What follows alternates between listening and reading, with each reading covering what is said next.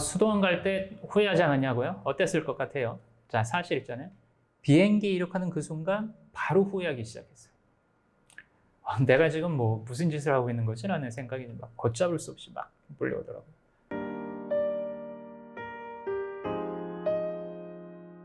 자, 많은 분들이 궁금해하시는 테마가 있습니다.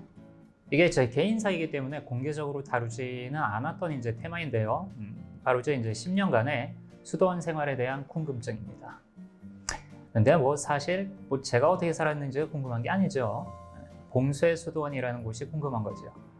제가 어떻게 살았는지 알아서 뭐합니까? 다만 그 10년에 걸쳐 살아왔던 그 삶의 방식이 조금은 특이했기 때문에 이제 궁금해하시는 거지요.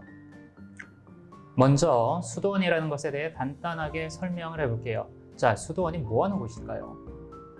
말 그대로 수도하는 곳입니다. 한자로 풀어보면 닦을 수, 길도 지 보안을 써요. 자, 그러니까 전문적으로 도 닦는 사람들이 모여 사는 집이에요. 전업 수행자들의 모임인 것이죠. 대표적으로 한국에 절이 있겠네요. 자, 절에는 스님들이 모여서 도를 닦지요. 이러한 전업 수행자 집단이 가톨릭에도 있습니다.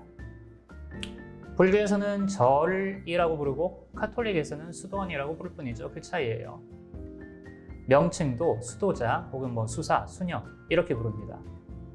영어로는 몽크라고 부르는데 이 단어는 결국 승려, 그러니까 수행자를 뜻합니다. 카톨릭의 수도자는 그리스도교식 스님이라고 보시면 돼요. 스님. 물론 수행의 목적에서 이제 본질적인 관점의 차이는 있습니다. 스님들이 깨달음을 추구를 하면서 용맹정진하신다면 카톨릭의 수도자들은 신에게 헌신하고 그 다음에 종국에는 영원한 구원을 얻기 위해서 수도한다는 점이 가장 큰 이제 차이점이 되겠어요. 동양의 영성과 서양의 종교적 감성에는 여러 가지 차이가 있기 때문에 나타나는 차별점이지만 어찌되었든 결국 속세를 떠나서 수행에 매진한다는 점에서는 다르지 않습니다. 자, 그럼 저는 거기에 도대체 왜 갔을까요? 이제야 돌아보면 명백합니다. 인연이 이제 흘러서 가게 된 것이지요. 자, 그런데 이렇게 말하면 재미가 없죠. 재미가 없죠. 제가 수도원에 들어가기로 결심한 계기는 다라고 말씀 안 드려요. 대부분의 출가 수행자들과 마찬가지로 고통 때문이었어요. 자, 대부분의 사람들과 같다고 말을 했습니다. 이게 무슨 뜻일까요? 출가의 계기가 다 그렇지는 않다는 뜻입니다. 그러니까 마냥 고통 때문만은 아니라는 거예요. 자, 이 부분에서 불교를 중심으로 한 동양의 수행 종교하고 초월적 존재인 신의 구원을 믿는 서양의 그리스도교 사이에 수도원에 들어가는 계기에 있어서 중요한 차이가 발생을 하긴 해요. 물론 두 경우 모두 출가의 계기는 고통이라는 점은 동일합니다. 하지만 미묘한 차이점이 있습니다. 그리스도교와 같이 절대적인 신에게 헌신을 해야 구원받는 종교의 경우에 수도원에 들어가기 전에 겪게 되는 고통의 형태 중에 특이한 형태가 있어요. 신에게 헌신하고자 하는 강력한 열망의 형태로 고통을 받아요. 이러한 형태의 고통도 존재하는 겁니다. 그래서 어떻게 합니까? 수도원에 들어와서 자신의 삶을 전적으로 신에게 봉헌하고 세상을 위해서 이제 기도하며 살기를 원하는 마음이죠. 자, 이 경우에는 고통이란 속세의 삶 안에서 신으로부터 멀리 떨어져 있는 느낌으로부터 오는 분리감이 가장 크다고 할 수 있습니다. 즉, 신에게 헌신하고자 출가하는 그리스도교 수도자의 경우에는 수도원은 오롯이 하느님하고만 있을 수 있는 이상향이 되는 것입니다. 반면 동양의 수행 종교에서는 고통의 끝을 깨달음이라고 여기기 때문에 출가의 가장 큰 이유는 이제 깨닫기 위한 수행 그 자체에 있죠. 자, 그럼 제 경우에는 무엇이었을까요? 대부분의 그리스도교 수도자들처럼 신에게 자신을 봉헌하기 위해서였을까요? 사실 제 경우는 후자에 가까워요. 그때 이제 재밌어요. 주변의 많은 분들이 제가 수도원에 들어가려는 이유가 신에게 이렇게 헌신하기 위한 봉헌이라고 여기셨지만 사실 저는 제 자신이 무엇인지 명확히 알고 싶었습니다. 단지 그거예요. 즉, 나는 누구인가라는 의문을 해결하기 위해서였죠. 10대 때부터 다양한 영성 수행을 해왔습니다. 그런데 해결되지 않는 갈증이 있었어요. 일종의 이제 목마름, 영적인 목마름.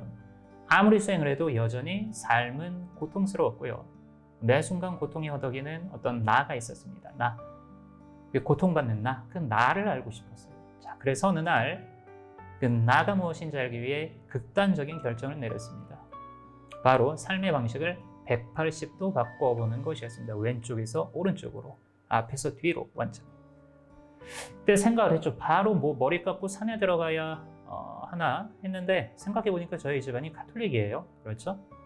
자, 그래서 수도원을 찾기 시작한 겁니다. 그러나 사회 안에서 다양한 활동을 펼치는 활동 수도회의 경우에 제 뜻하고 맞지 않았습니다. 그래서 찾게 된 것이 봉수의 수도회였습니다. 왜냐면요, 저는 저를 아는 사람이 아무도 없는 곳에 들어가서 수도를 해보고 싶었어요. 자, 그런데 한국에는 마땅한 남자 봉수의 수도회가 그때 들어와 있지를 않았어요. 그래서 가게 된 곳이 스페인에 있는 트라피스트 수도회 소속의 한 수도원이었습니다. 내가 누구인지, 내가 무엇인지 알고자 하는 그 간절한 열망과 이를 위해 삶의 형태를 극단적으로 바꿔보기를 원했던 마음으로 결정을 했던 것인데, 자, 사실 당시에 이제 같은 성당 다니시는 많은 분들한테 오해를 받았었죠. 자, 어떤 오해냐면 카밀로가 하나님께 자신을 온전히 봉헌하기 위해 속세에서의 삶을 이제 포기하는 엄청난 결정을 했다는 오해였습니다. 그런데 이제 그분들에게는 사실을 말했어도 통하지 않았을 겁니다. 원래 사람은 자신이 이제 보고자 하는 것만을 보기 때문에.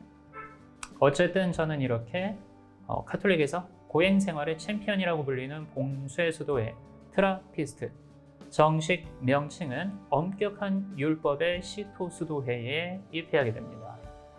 수도원 갈 때 후회하지 않았냐고요? 어땠을 것 같아요? 자, 사실 있잖아요. 비행기 이륙하는 그 순간 바로 후회하기 시작했어요. 내가 지금 뭐 무슨 짓을 하고 있는 거지? 라는 생각이 막 걷잡을 수 없이 막 몰려오더라고요. 그래서 이제 그 게이트로 입장하는 제 뒷모습을 보면서 이렇게 힐끗 봤더니 이제 눈물 흘리시는 부모님, 형제들, 친구들의 그 모습을 뒤로 하고 걸어 들어갈 때까지는 잘 참았습니다. 자, 그런데 비행기가 활주로를 달리면서 마음이 이상해지는 거예요. 점점점. 그러면서 쓱 하고 이륙하기 시작하니까 바로 후회가 몰려오더라고요. 사실은 뭐냐면 이제 후회라기보다 두려움이었어요. 자, 그 후회와 두려움을 안고 저의 이제 봉수의 수도원 생활이 시작되었습니다.